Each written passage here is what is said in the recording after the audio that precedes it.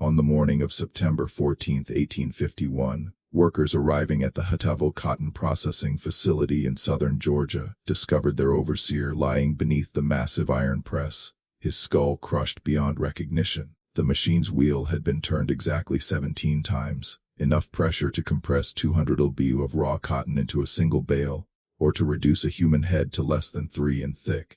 What made this death particularly disturbing wasn't just the brutality, but what the county sheriff found 3 days later.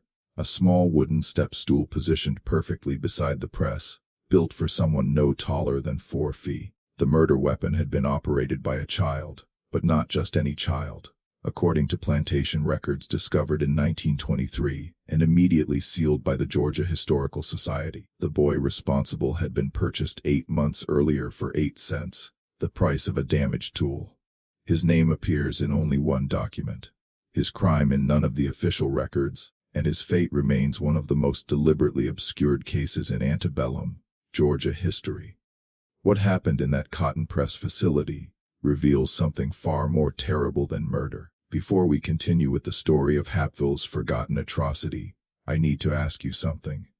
This story contains truths that were buried for over a century, facts that powerful families spent generations trying to erase. If you're ready to hear what really happened in the shadows of Georgia's cotton empire, subscribe to this channel and hit that notification bell. And I'm curious. Comment below and tell me what state or city you're listening from. Are you in the South? Do you live near where these events unfolded? Let's discover together what the history books refuse to tell us. The story truly begins not with violence, but with commerce, the kind of cold, calculated business that treated human beings as livestock and measured their worth in fractions of a dollar. Hateville in 1851 existed as little more than a crossroads, a collection of structures serving the cotton economy that dominated Georgia like a white-flowered plague. The town itself consisted of 23 buildings, 2 churches, 1 general store, a blacksmith shop, and the rest, homes of plantation owners who spent most of their time at their rural properties, coming to Hateville only for business transactions or Sunday worship. But the true heart of Hateville was the cotton facility, a sprawling complex of warehouses and processing equipment where raw cotton from surrounding plantations was compressed, weighed, and prepared for shipment to the textile mills of New England and England. The facility belonged to Cyrus Gantry, a man whose wealth came not from growing cotton, but from handling it, charging plantation owners for processing and storage, taking his percentage from every bale that passed through his machines. Gantry had inherited the business from his father in 1847 and had expanded it considerably, installing new presses imported from Philadelphia and hiring additional workers to handle the increased volume. He was 34 years old in 1851, married with 3 daughters, and considered himself a reasonable man who ran his operation efficiently and profitably. The processing facility operated year-round, but the true frenzy came during harvest season, August through October, when wagon after wagon arrived loaded with raw cotton, and the presses ran from dawn until well past midnight. The work was brutal, lifting, sorting, feeding the massive mechanical presses, operating the baling equipment, loading finished bales onto railway cars. Most of this labor was performed by enslaved men and women, 37 of them owned by Gantry specifically for the facility's operation. One of Gantry's overseers was Tobias Strad, a man of 41 years who had worked at the facility for nearly a decade. Stroud was known for his efficiency and his cruelty in equal measure. The enslaved workers feared him more than Gantry himself, and with good reason. Stroud believed in correction through pain, a philosophy he applied liberally with a leather strap he kept coiled at his belt. He lived in a small house adjacent to the facility, close enough to hear if work slowed during the night shifts, close enough to respond immediately to any disruption in productivity.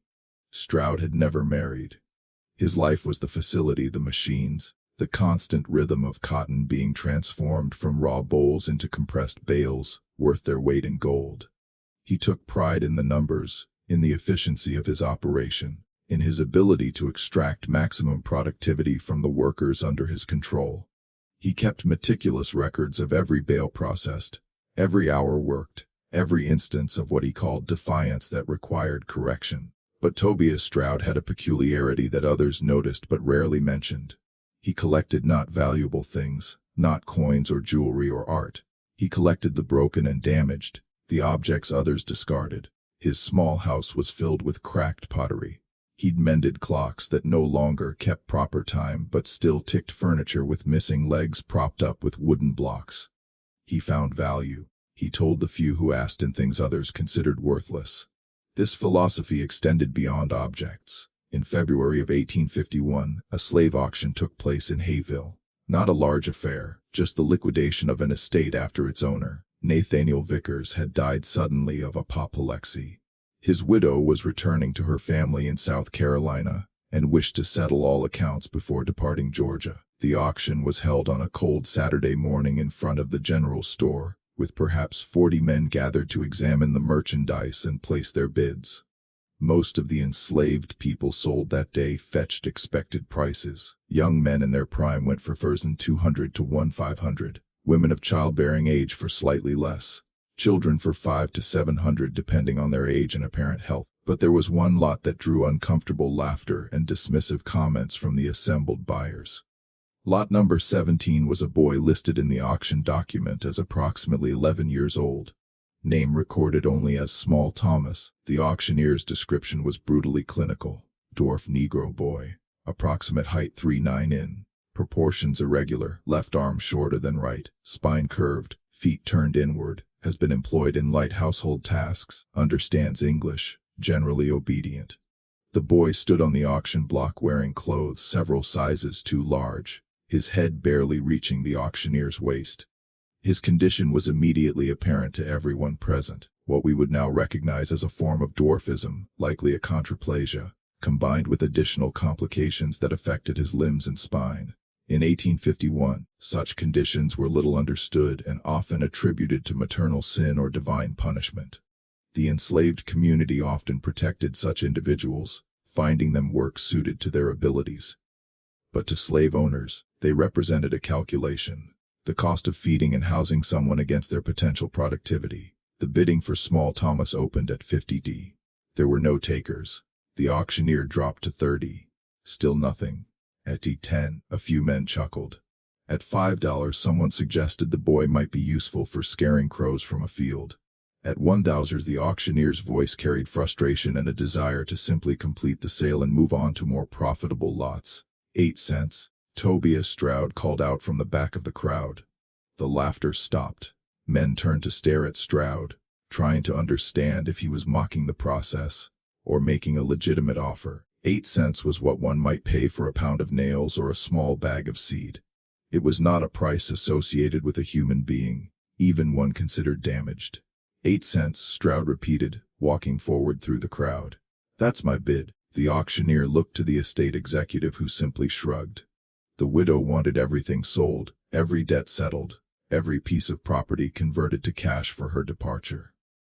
Sold, the auctioneer declared, his voice flat with distaste to Tobias Stroud for 8 cents. Stroud paid the money immediately, pulling out 8 copper pennies from his coat pocket and placing them in the auctioneer's hand one at a time, letting each coin clink against the others. Then he walked to the auction block, looked down at Small Thomas, and spoke in a voice loud enough for those nearby to hear. You're mine now. You'll work at the cotton facility. You'll do what I tell you when I tell you, and you'll do it well. Do you understand? The boy nodded once, his dark eyes meeting Stroud's for just a moment before dropping to the ground. Those who witnessed the exchange would later remember that moment, would remember the boy's expression as unreadable, not fearful, not defiant, simply blank, as if something behind his eyes had gone dark. Stroud led his new acquisition through the streets of Hapville, the boy struggling to keep pace with his uneven gait, his twisted feet making each step a visible effort. They arrived at the cotton facility just as the afternoon shift was beginning, the sound of machinery already filling the air with its rhythmic thunder. This here is what I paid 8 cents for, Stout announced to the workers in the main processing area, his hand gripping the boy's shoulder. But even things bought cheap have use. He's small enough to crawl into spaces you can't reach, to clean under the machines, to fetch tools from tight spots. His fingers work fine. I seen that much. So, he'll earn his keep, same as all of you. What Stroud didn't announce, what he kept to himself in those first weeks, was his real motivation for the purchase. Yes, the boy could fit into small spaces. Yes, there was practical value in that. But there was something else, something that satisfied a need Stroud himself probably didn't fully understand. The ownership of something broken, something he could shape and control. Absolutely. Something that proved his belief that even the most damaged thing had value. If only you knew how to extract it. Small Thomas was given a corner in the facility storage barn, where other workers slept, provided with a thin blanket and a wooden crate for his few possessions. He was fed the same rations as the others, cornmeal, occasionally salt pork, sometimes molasses. The work began immediately, crawling beneath the massive presses to retrieve dropped tools or cotton fragments, cleaning the thick grease from gears that regular-sized workers couldn't reach, fetching water in buckets he had to grip with both hands because of his proportions. The other enslaved workers showed him kindness when Stroud wasn't watching. A woman named Bess, who cooked for the facility workers, would save him extra portions of food, slipping them to him when she could. An elderly man called Prophet, who maintained the equipment, showed him which machines were most dangerous, which spaces to avoid, how to tell when a press was about to engage its mechanisms. They tried to shelter him. These people who had their own burdens, their own daily struggles for survival. But Tobias Stroud watched everything. In the months that followed, Stroud developed what he called a training program for the boy. It began with simple tasks performed under observation, Stroud timing each one with a pocket watch, recording the results in a small leather notebook he kept. If the boy completed a task in the expected time, he received his full ration that evening. If he failed to meet the standard, the ration was reduced. This was the first level of control, hunger as motivation. The second level came in April, 2 months after the purchase. Stroud had a wooden sign made, crude letters burned into a pine board. 8-cent boy. He hung this sign around Thomas's neck with a leather cord, forcing him to wear it during all working hours.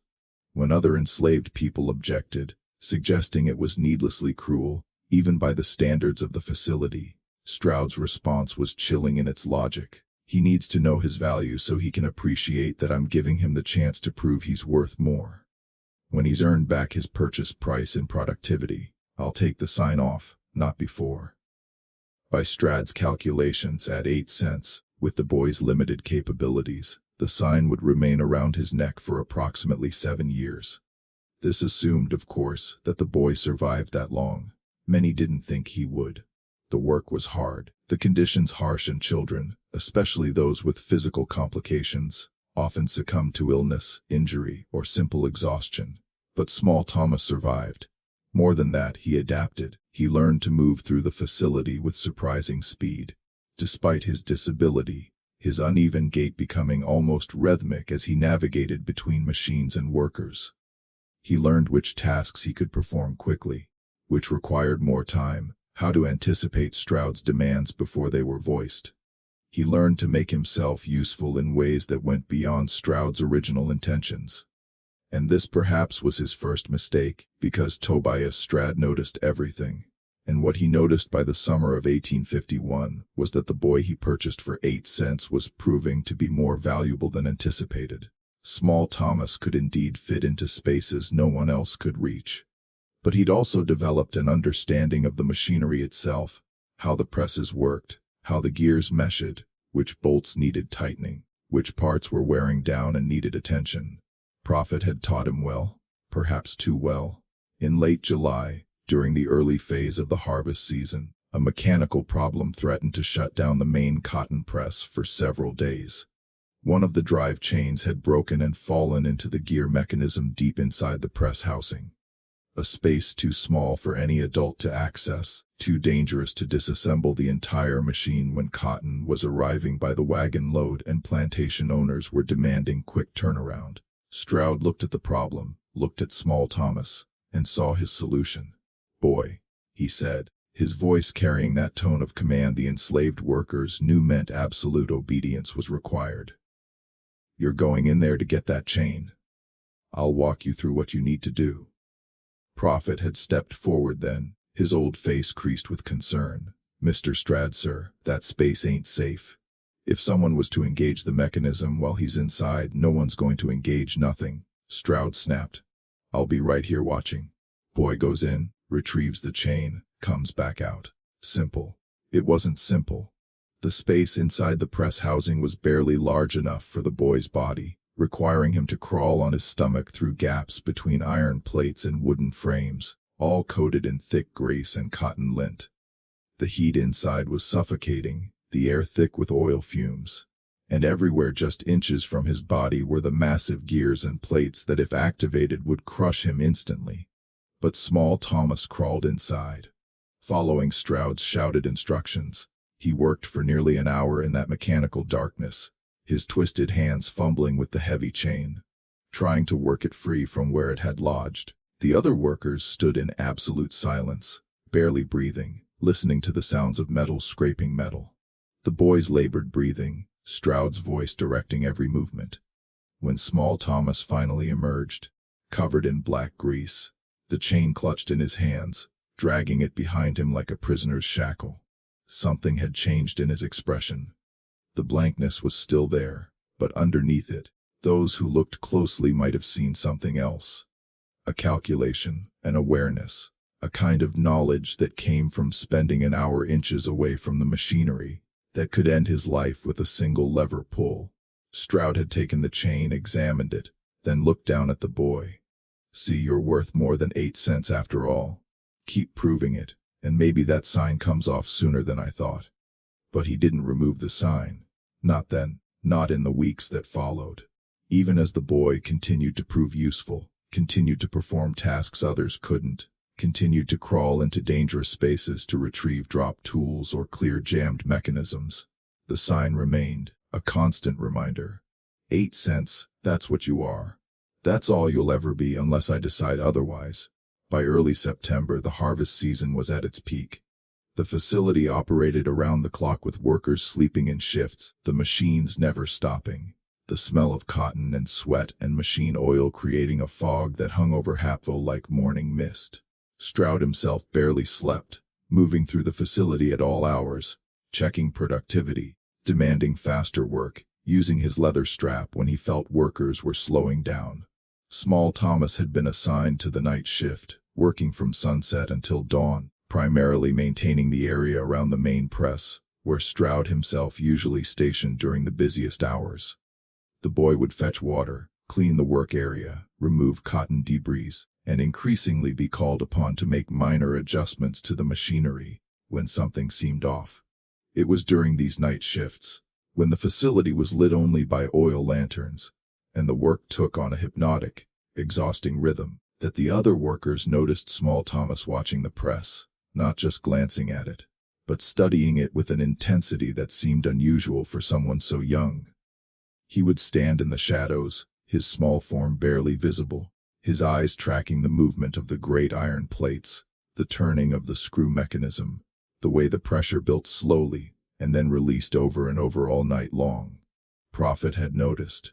On a break one night in early September, he'd pulled the boy aside, speaking quietly in the dialect of the enslaved, words that could be passed off as harmless if overheard, but carried meaning to those who understood. "Child, you got to be careful what you think about. Some thoughts they grow like poison oak. Start small, but they spread. Cover everything. Choke out what's good." Small Thomas had looked up at him, and for just a moment the blankness had cracked. How much pressure it take? The boy had asked, his voice soft, the first words Prophet had heard him speak in weeks. To crush cotton down to a bale. Prophet's blood had gone cold. "More than you want to know about, more than you should be thinking about. Just wondering," the boy had said, and the blankness had returned smooth as water over stones. 3 days later, on the morning of September 14th, 1851, Tobias Stroud was found dead beneath the main cotton press. The discovery came at dawn, when the morning shift workers arrived to relieve those who'd worked through the night. The facility should have been full of activity, but instead they found an unusual silence. The main press had been shut down, its massive mechanism frozen mid-cycle. Oil lamps still burned at their stations, casting flickering shadows across walls stained with years of cotton dust. And there, beneath the press itself, visible in the growing morning light streaming through the high windows, was Tobias Stroud, or what remained of him. His body was positioned on the press bed, the massive iron plate suspended approximately 3 in above where his head should have been. The word "should" is crucial here because Tobias Stroud no longer had a head in any recognizable sense. The press plate had come down with such force and been worked with such methodical precision that what lay beneath was little more than a dark stain spreading across the cotton batting used as cushioning for the bales. Samuel Ruddled, the plantation owner who arrived with that first morning shift, would later testify that he couldn't look at it direct for more than a second. The body below the neck appeared untouched. Stroud's clothes were intact, his arms at his sides, his legs straight, but above the shoulders was simply absence. The iron plate rested on the press bed itself, with perhaps half an inch of organic matter spread between metal and wood, compressed with such thoroughness that nothing remained in 3 dimensions. What made the scene even more disturbing was its precision. This was not a clumsy accident, not someone caught by surprise when machinery engaged unexpectedly. The press had been operated with care, with knowledge, with an understanding of exactly how many turns of the great wheel were needed to achieve complete compression. Someone had positioned Stroud on the press bed. Whether through force, unconsciousness, or deception wasn't immediately clear, and then had worked the mechanism with deliberate intent. The wheel itself showed signs of this deliberation. The cotton press operated by manual labor. 2 men would typically turn the large wooden wheel that engaged an iron screw mechanism, building pressure slowly but inexorably, compressing the raw cotton into the dense bales required for shipping. It took strength and coordination, but more than that, it took knowledge, understanding when to stop, how to release the pressure, how to reset the mechanism. This wheel had been turned 17 times. They would later determine by counting the position of marks on the screw mechanism. Each complete rotation added thousands of pounds of pressure. After 10 rotations, cotton was compressed to half its original volume. After 15, it became dense as hardwood. The fibers crushed together into something barely resembling the soft bolls that had arrived from the fields. After 17 rotations, the pressure was sufficient to drive every ounce of air, every drop of moisture, every hint of softness from whatever was caught beneath that iron plate. But here was the detail that would obsess the investigation. The wheel was positioned nearly 8 feet off the ground, its handles designed for men of average height to grip and turn with their full body weight. How had someone short enough to require a step stool managed to apply the force necessary to turn it 17 times? The answer was found 3 feet from the press.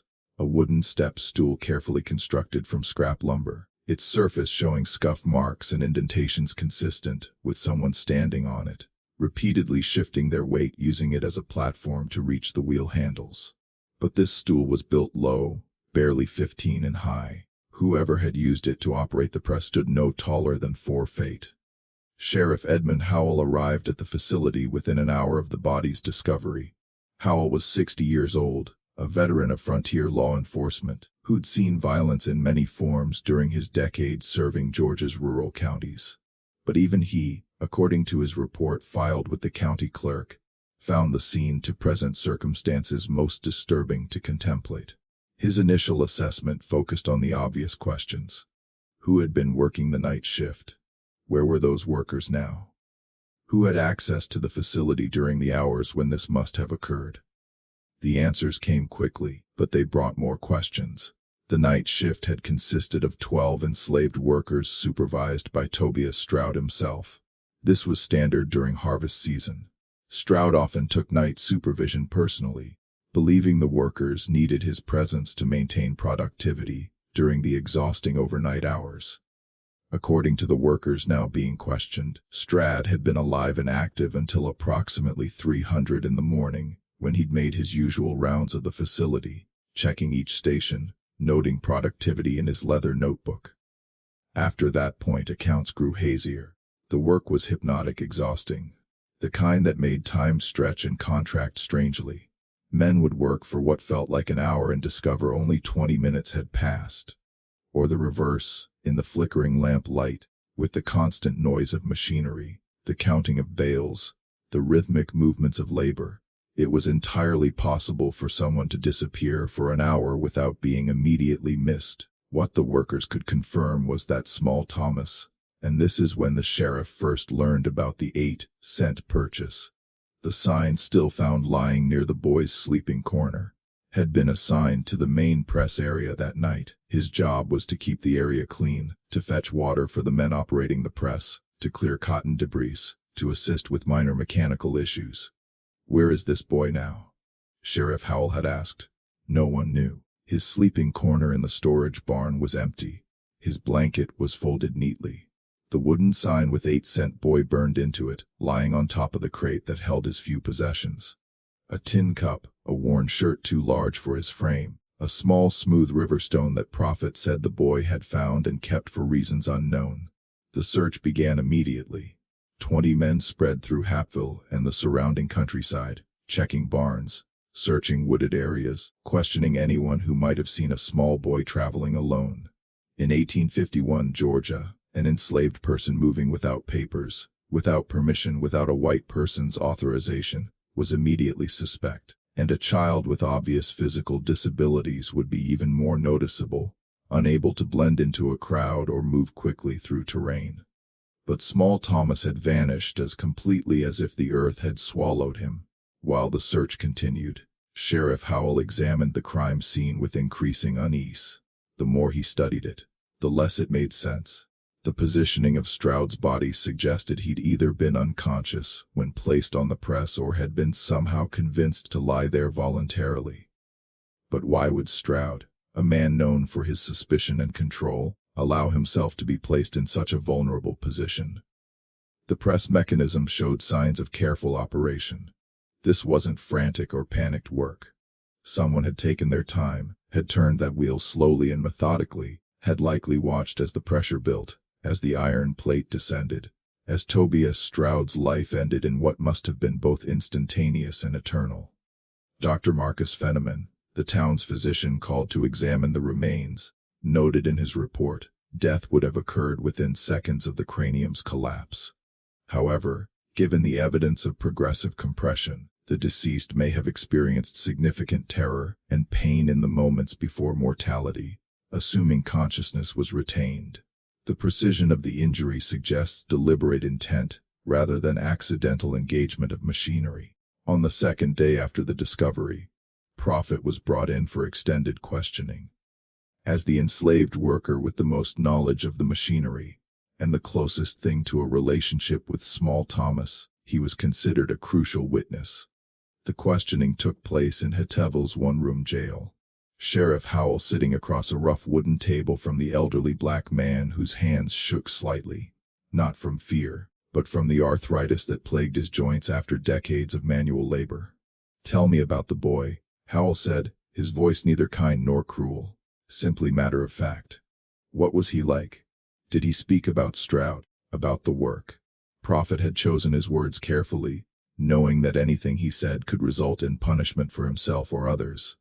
"The child was quiet, sir, kept to himself mostly, did his work without complaining. Mr. Stroud, he was hard on the boy, but he was hard on everybody."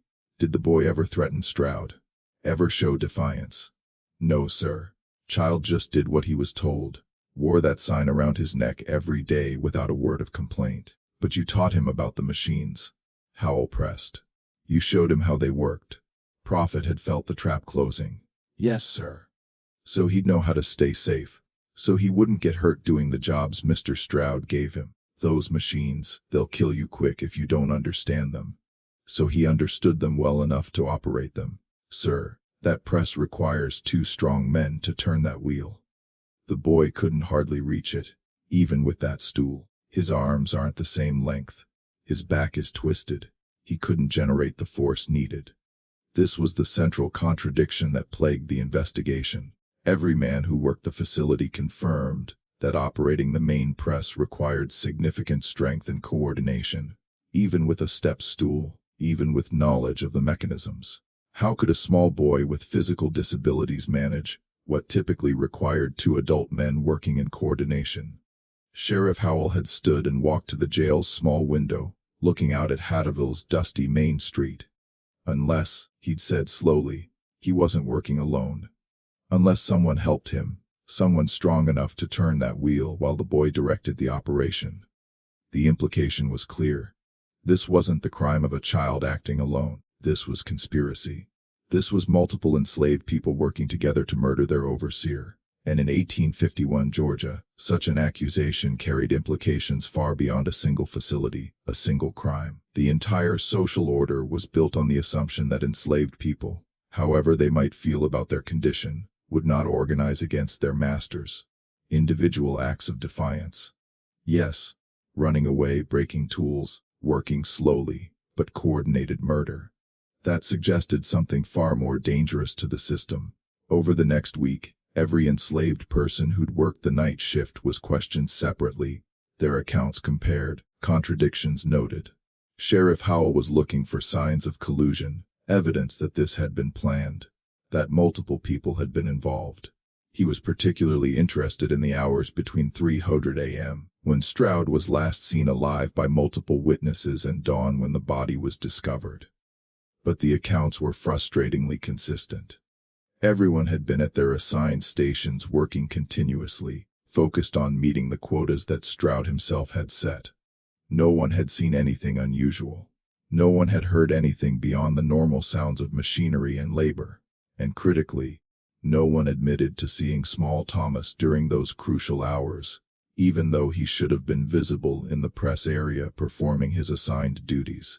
It was as if the boy had become invisible during the exact period when Tobias Strad was being positioned and crushed beneath the press that he had forced the boy to maintain, to understand, to crawl inside when chains jammed and gears failed.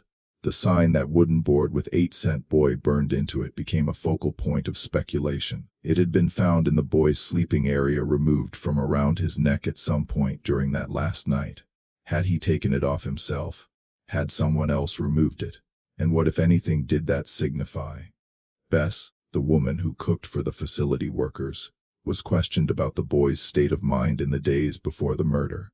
She'd described him as unchanged, quiet, withdrawn, obedient. But when pressed about whether he'd shown any signs of planning something, any indication of anger or resentment, she'd said something that made Sheriff Howell's blood run cold. "That child never showed anger, sir. Never saw him cry, neither. He was like a bucket with all the water drained out, just empty. But he watched things. Watched the machines mostly. Studied them like some men study scripture, like he was looking for answers in all those gears and wheels and plates." Answers to what? Howell had asked. How things work, I suppose. How pressure builds. How things break. She'd paused, then added, how something small can move something big if you understand the right way to apply force. This was as close to an accusation as anyone would come. The code was clear. Bess was telling him, without saying it directly, that the boy had been planning something, studying the machinery not to maintain it, but to understand it as a weapon. But where was he now? How had a child with a distinctive appearance and physical limitations vanished so completely in a rural county, where everyone knew everyone? Where strangers were immediately noted? Where the enslaved population was constantly monitored, the search expanded. Notices were posted in surrounding counties. Slave catchers were hired to scour the woods and back roads. The reward for his capture started at 10, more than 100 times what Tobias Strad had paid for him, and eventually rose to $50. The days passed without any sign of the boy. And then on September 22nd, 8 days after the murder, a discovery was made that changed everything. A farmer named Josiah Teague, working his land roughly 8 miles northeast of Happville, found something unusual while clearing brush near Redemption Creek, a shallow waterway that wound through the county before joining larger rivers that eventually reached the Atlantic. The creek was low due to the summer drought, revealing a sandbar that was normally submerged. And on this sandbar, Teague discovered a set of child-sized footprints preserved in dried mud. But these weren't normal footprints. They were irregular. The left foot turned inward, the right appearing to drag slightly, exactly consistent with Small Thomas's documented disability. The prints led from the creek bank into the water, then disappeared where the current had presumably carried them away.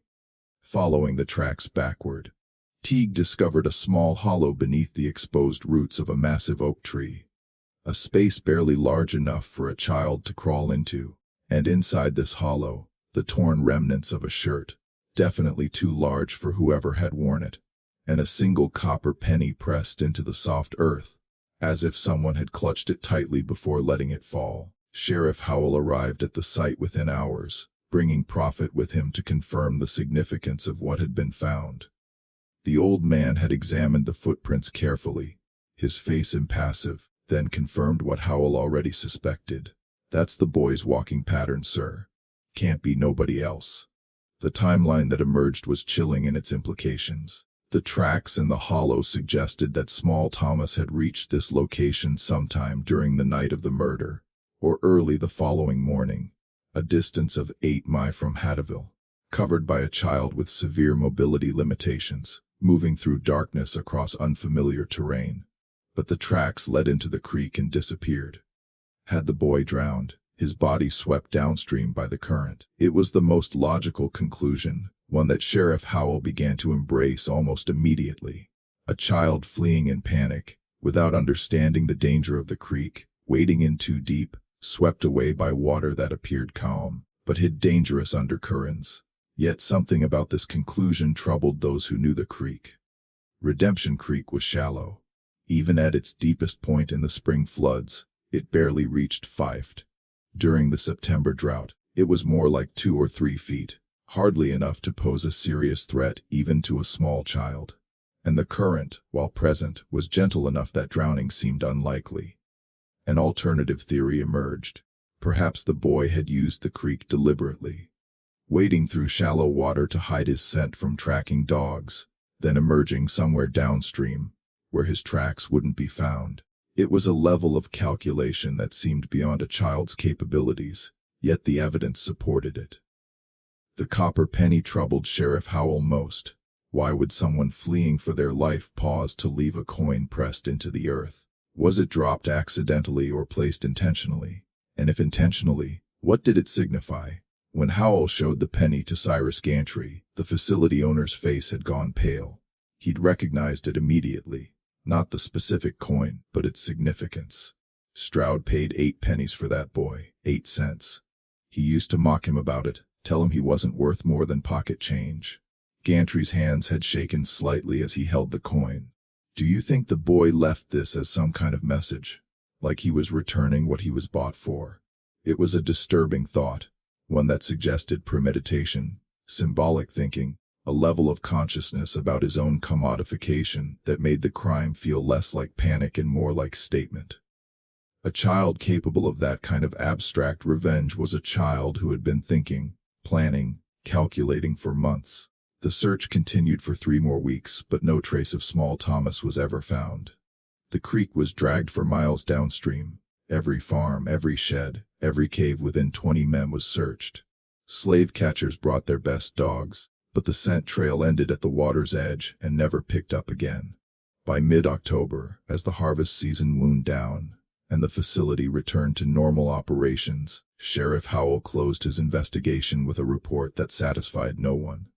The official conclusion: Tobias Strad had been murdered by person or persons unknown, likely including the enslaved boy called Small Thomas, who had subsequently perished while fleeing the scene. His body lost to Redemption Creek. But Howell's private notes, discovered years later in his estate papers, told a different story.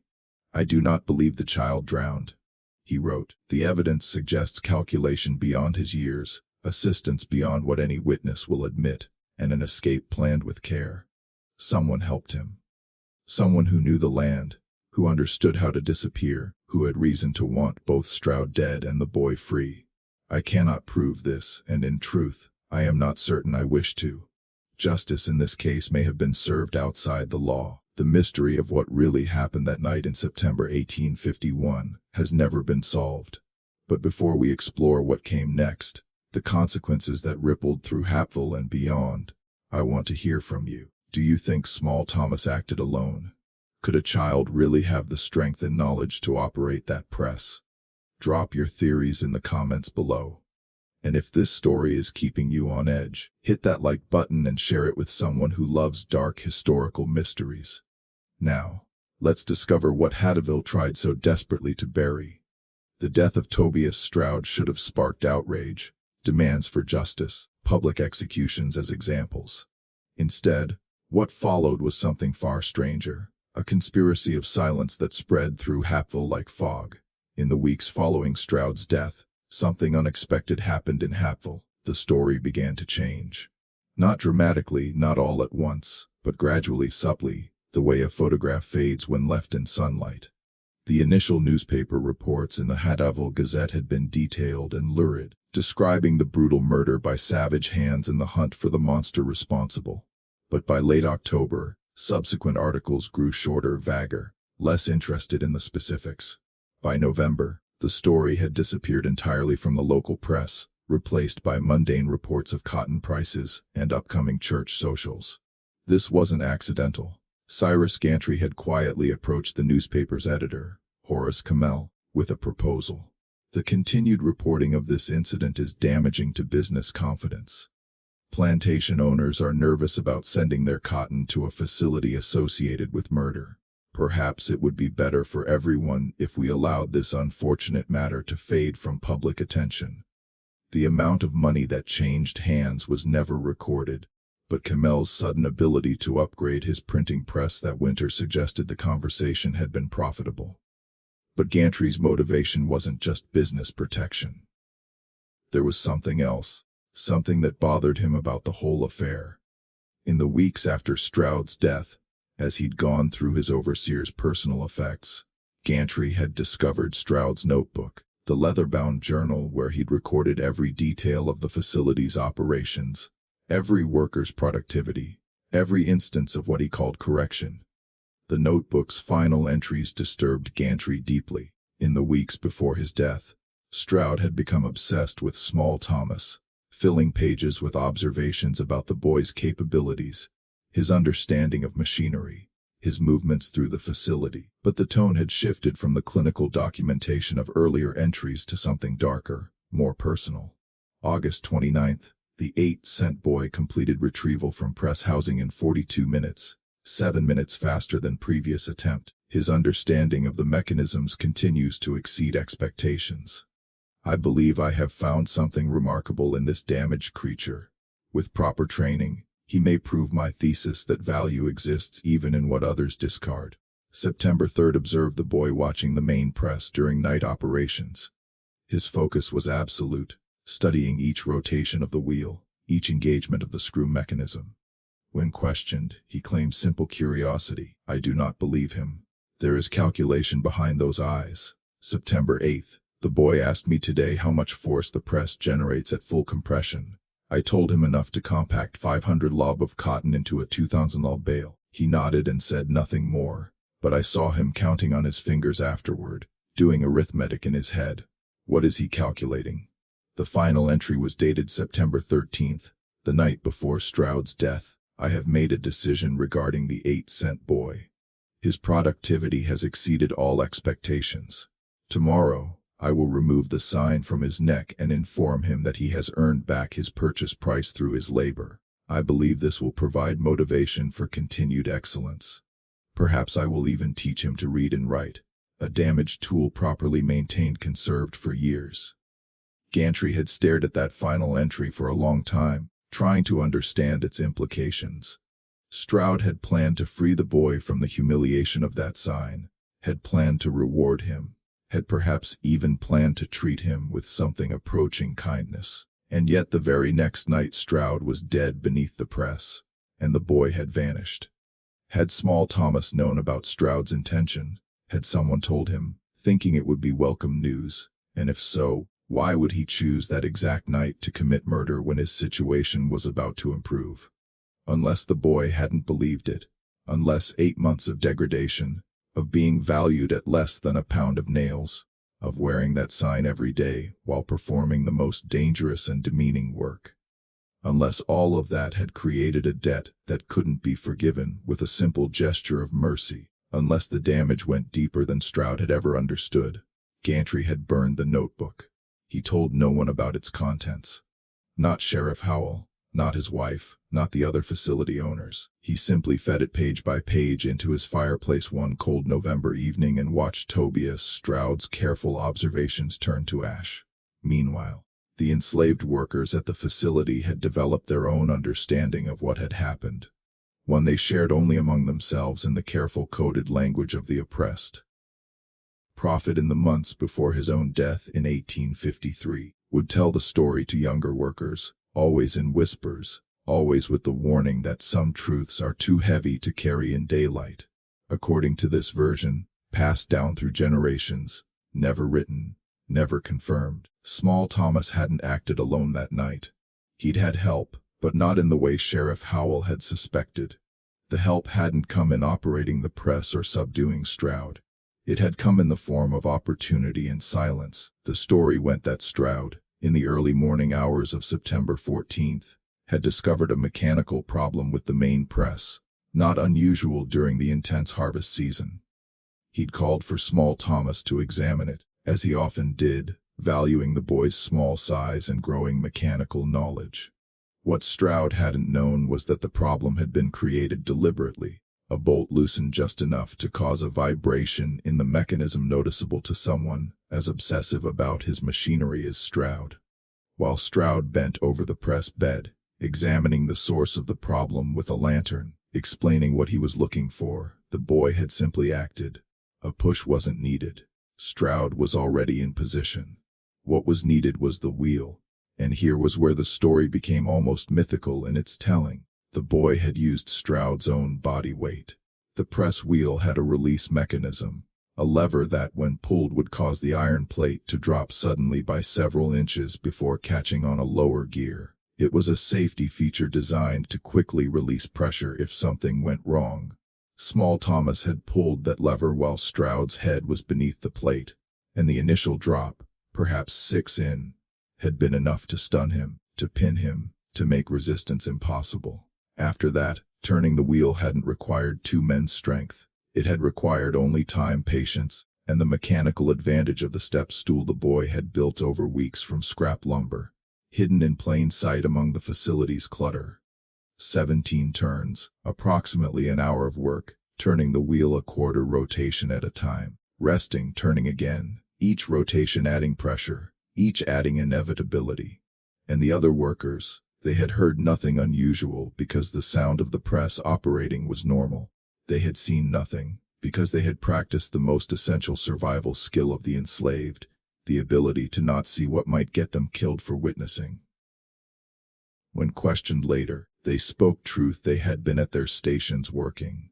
They simply failed to mention that they had deliberately never looked toward the main press during those crucial hours, had deliberately focused on their own tasks with unusual intensity, had created a circle of willful blindness that allowed what needed to happen to happen.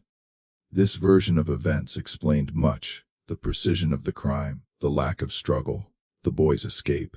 But it also raised darker questions. If the other workers had known, had participated through their silence, had created the opportunity, did that make them accomplices to murder? Or was their inaction simply another form of survival in a system where resistance could mean death? By the spring of 1852, Hapville had largely moved past the Stroud incident. The cotton facility continued operations under new management. The harvest that year was strong and profits were good. Cyrus Gantry had hired a new overseer, a man named Duncan Talbert, who was known for being firm but fair, or at least as fair as the system allowed. But something had changed in the facility's atmosphere, something the enslaved workers felt but couldn't quite articulate. There was a sense of possibility now, a tiny crack in the absolute power that had governed their lives. Stroud's death had proven something. The system wasn't invulnerable. The masters weren't untouchable. Under the right circumstances, with enough pain, enough cause, enough calculation, resistance was possible. This didn't manifest in open rebellion, nothing so dramatic or suicidal, but in the small acts of daily life, a tool that went missing and was never found, a machine that developed mysterious problems. Work that took just a bit longer than it should. Nothing provable, nothing that could be punished, but a general slowing, a quiet resistance that cost Gantry perhaps 5% of his previous productivity. Not enough to be catastrophic, but enough to be noticed. Talbot, the new overseer, was smart enough to recognize what was happening. He'd lived his entire life in the South, understood the delicate balance of coercion and cooperation that made the system function. He knew that Stroud's mistake hadn't been cruelty. Cruelty was expected built into the system, but rather the personal nature of his cruelty, the way he'd singled out individuals for special humiliation. So Talbot maintained discipline through routine rather than spite, through established rules rather than capricious punishment. He never made anyone wear a sign. He never mocked anyone for their physical appearance. He ran the facility efficiently, profitably, and with the minimum violence necessary to maintain control. And in doing so, he ensured that the memory of Tobias Strad faded even further, became just another story of a man who'd pushed too hard and paid the price. But there was one person who couldn't let it go. Stroud's widow, Margaret, who had moved back to her family in Virginia after her husband's death. She had inherited nothing from Stroud. He'd died without a will, and his assets had been minimal anyway, most of his income having gone to gambling debts she'd known nothing about. But she'd inherited his questions, his unfinished business, his ghost. In the summer of 1852, Margaret hired a private investigator named Chester Ward, paying him with the last of her widow's settlement to discover what really happened to her husband. Waddell was an unusual character for the time, a former Pinkerton agent who'd left the agency after a disagreement about methods and now worked independently, taking cases that interested him regardless of their profitability. What interested Wardell about the Stroud case wasn't the murder itself. He'd investigated dozens of killings in his career, but rather the elaborate silence that surrounded it. In my experience, he wrote to Margaret, when everyone agrees on a story, it's usually because they've agreed to lie. Wardell spent 6 weeks in Hapville and the surrounding county, interviewing anyone who would talk to him, examining records, visiting the crime scene repeatedly. His methods were thorough and often unorthodox.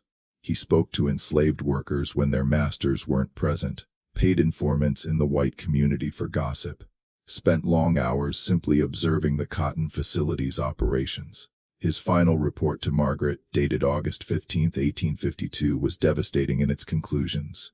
I believe your husband was indeed murdered by the boy called Small Thomas, likely with the tacit cooperation of other enslaved workers at the facility.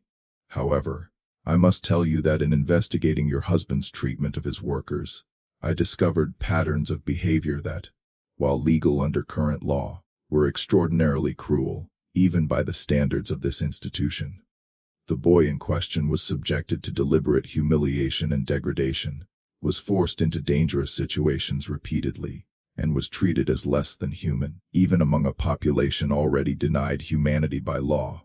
I cannot condone murder, but I can understand it. Your husband created the circumstances of his own death. The report continued with details that made Margaret weep, not from grief, but from shame. Descriptions of Stroud's collection of damaged people and objects, accounts of the sign he'd forced the boy to wear, testimony about the dangerous work he'd assigned to a child with physical disabilities. She'd known her husband was involved in the slave trade. Of course, every white person in the South was directly or indirectly, but she hadn't known the specific cruelties, the personal nature of his mistreatment. Wardell's report ended with a statement that Margaret would carry with her for the rest of her life. The boy, Small Thomas, almost certainly died in Redemption Creek, or shortly after crossing it. His body was likely never found because it was buried by someone who knew the land, someone who wanted him to rest in peace rather than be returned to bondage or hanged for his crime. Whoever helped him escape performed an act of mercy in a system that allows no mercy. I recommend you let this matter rest. Your husband is gone. The boy is gone. Further investigation will only bring pain to everyone involved, including yourself. Margaret took Wardell's advice. She burned his report and never spoke of the matter again. When she died in 1871, her personal papers contained no reference to Tobias Strad, no mention of Haterville, nothing to suggest she'd ever been married to the man who was crushed beneath a cotton press in September of 1851. But she did leave one curious item, a small leather pouch containing 7 copper pennies, wrapped in a note that read simply, "A debt unpaid." The truth about what happened to Small Thomas after he disappeared into Redemption Creek may never be fully known, but the ripples of that September night continued to spread through Georgia's history in ways no one expected. If this story is sending chills down your spine, share it with someone who appreciates dark historical mysteries. Hit that like button to support our content and subscribe to never miss stories like this. Because what we're about to discover next will change everything you thought you knew about this case. Just when the story seemed to have ended, when everyone involved had either died or moved on, a discovery in 1889 would force historians to reconsider everything they thought they knew about the 8-cent boy. In March of 1889, a remarkable event occurred that would briefly resurrect the long-forgotten story of Tobias Strahd's murder.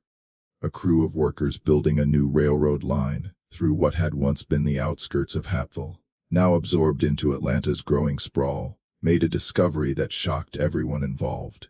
Approximately 12 miles from the original cotton facility in an area that had been dense forest in 1851, but was now being cleared for development, the workers found a small cabin hidden in a hollow. The structure was collapsing, nearly reclaimed by the woods. But inside, preserved by the dry conditions and protected from the elements, they found human remains. The skeleton was small, obviously a child or young person, and showed signs of severe skeletal abnormalities consistent with dwarfism and spinal curvature. Next to the remains, a rusted tin cup, the rotted fragments of what had once been clothing, and most remarkably, a small wooden box containing 8 copper pennies arranged in a perfect circle. The discovery made the newspapers, and older residents of the area remembered the Stroud case. Sheriff Howell had been dead for 15 years by then, but his successor, Harold Vesper, ordered an examination of the remains. The county's new physician, Dr. Lawrence Brennan, estimated the skeleton had been in the cabin for 30 to 40 years, consistent with the 1851 timeline. But here was the mystery. The cabin itself showed signs of having been lived in, not just used as a hiding place. There were crude shelves, a stone circle for a fire, evidence of cooking, indications that someone had survived there for perhaps weeks or even months. The location was brilliant, remote enough to avoid discovery, but close enough to the railroad line, which had existed since the 1840s, that someone could have walked to it with great difficulty in a night or two of hard travel. Dr. Brennan's report raised more questions than it answered. The skeletal remains show no signs of violence or trauma beyond the pre-existing conditions. The individual appears to have died of natural causes, possibly exposure or illness. However, the arrangement of the pennies suggests deliberate placement, possibly a burial ritual performed by someone else. This raises the possibility that the deceased did not die immediately upon reaching this location, but survived for some time, possibly with assistance. The implication was staggering. Small Thomas hadn't drowned in Redemption Creek. He'd escaped, had reached this hidden cabin, had survived there for an unknown period, before eventually succumbing to illness, exposure, or simply the complications of his physical condition, and someone had known about it, had perhaps helped him, had certainly buried him with those 8 pennies arranged in their symbolic circle. The exact amount Tobias Stradd had paid for him, returned to him in death as a kind of strange dignity. But who had helped him? Who had known about this cabin? Who had provided the supplies that allowed him to survive those first crucial weeks? The answer came from an unexpected source. Among those who read about the discovery was an elderly black woman named Patient Freeman, who at age 76 was one of the oldest former slaves still living in the area. She'd been freed during the Civil War and had worked as a seamstress in Atlanta for decades, never speaking much about her past. But when she read about the cabin and the 8 pennies, she walked into the offices of the Atlanta Constitution and asked to speak to a reporter. What she told him became one of the most remarkable oral histories of the period, recorded in detail and preserved in the newspaper archives. Patience had been a young woman in 1851, enslaved on a plantation adjacent to Hadaville. She'd known Small Thomas slightly, had seen him at the facility when she delivered food supplies, had noticed the sign around his neck, had felt the particular pain that comes from watching a child be degraded for something beyond his control. On the morning after Stroud's death, as the search was beginning, Patience had been working in a field near Redemption Creek when she'd seen something impossible. Small Thomas, soaking wet, emerging from the water miles from where his tracks had later been found. He'd been walking upstream, using the water to hide his scent and trail, moving with painful slowness, but with absolute determination. Patience had made a choice in that moment, one that could have gotten her killed or sold away if discovered.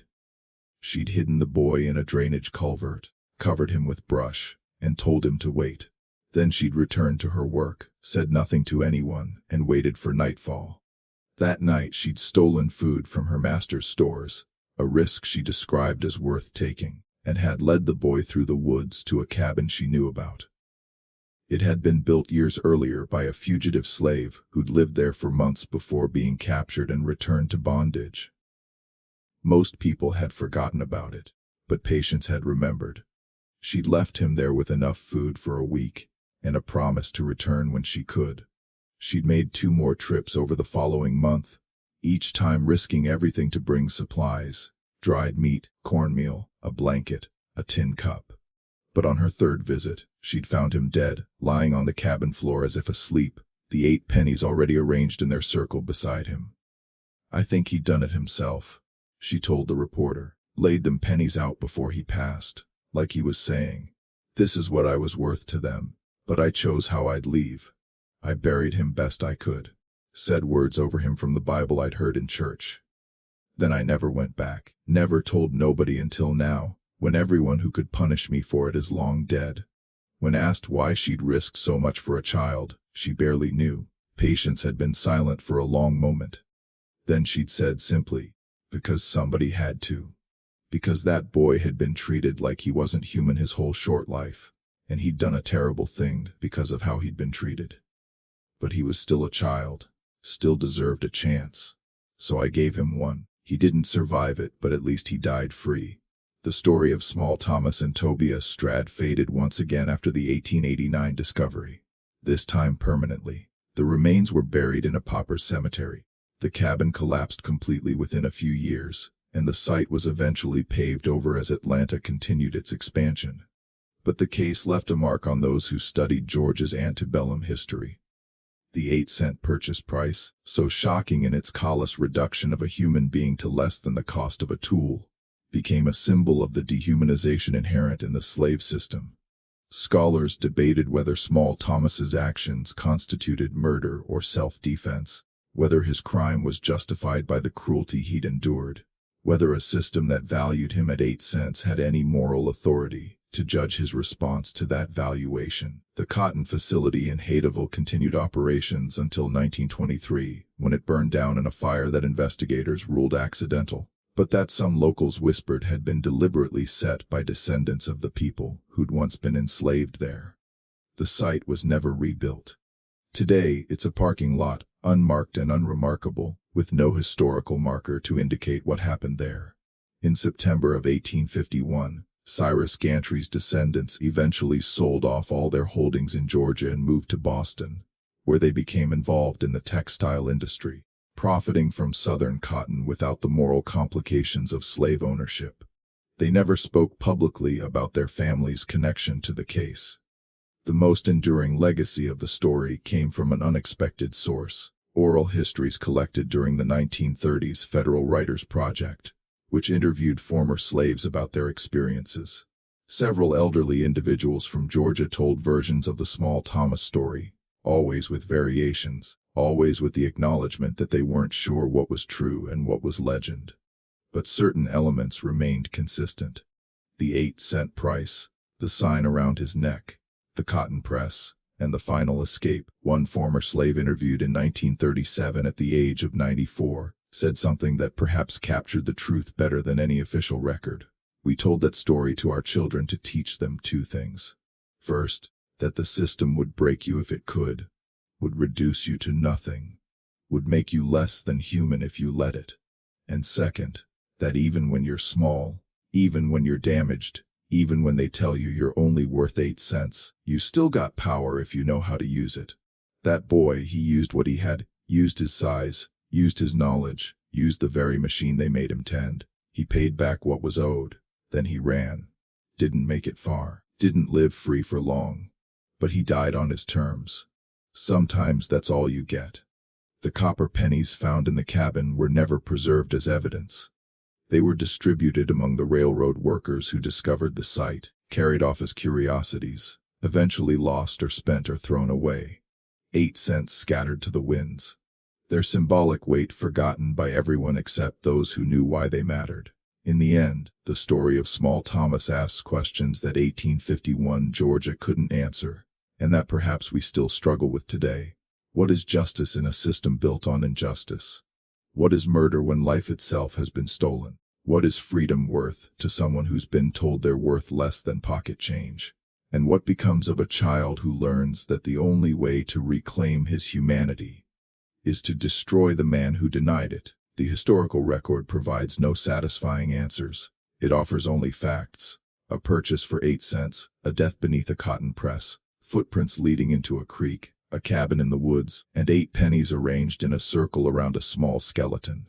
The rest, the truth of what happened in those hours between midnight and dawn on September 14, 1851, remains hidden in the same darkness that once filled the Hayteville cotton processing facility, illuminated only by flickering lanterns that have long since been extinguished. This story shows us how easily human beings can be reduced to monetary value, and how that reduction creates the conditions for violence that society then condemns while ignoring its own complicity. The 8-cent boy's name appears in only one surviving document. His crime appears in none. His grave has been paved over, but his story remains preserved in whispers and oral histories, a reminder of what happens when we forget that every human life has worth beyond what any market assigns it. What do you think of this story? Do you believe Small Thomas acted alone, or was there a conspiracy of silence that allowed him to escape? Could Patient Freeman's account be trusted, or was it a story shaped by memory and time? Leave your thoughts in the comments below. If you found this tale as haunting as I did, subscribe to Dark Diaries. Hit that notification bell and share this with someone who appreciates the dark corners of American history. These are the stories they never taught in school. The truths hidden beneath official records, the voices that echo in the shadows, the mysteries that refuse to be silenced. And as long as you keep listening, we'll keep digging up the past, one forgotten story at a time. Until next time, remember, sometimes the smallest lives leave the deepest marks, and the stories that matter most are the ones that refuse to stay buried. See you in the next video.